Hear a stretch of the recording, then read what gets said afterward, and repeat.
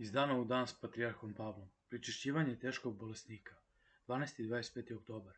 Sveti mučenici Tarak, Prov i Andronik. Vaše svetosti, da li teški bolesnik može da se pričesti ako je pre pričešća morao da uzme lek ili terapiju?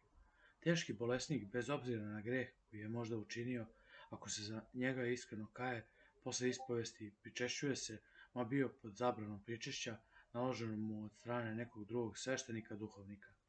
No ako ozdravi, dužan je naloženu mu epitimiju izdržati do kraja.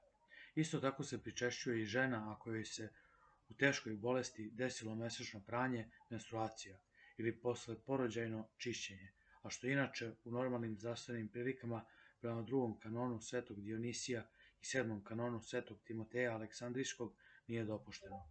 Takođe se mogu teški bolesnici pričestiti i ako su uzeli što od jela, prema devetom kanonu svetog Nikifora ispovednika. Treba da sveštenik pričesti onog koji je u smrtnoj opasnosti iako je jeo.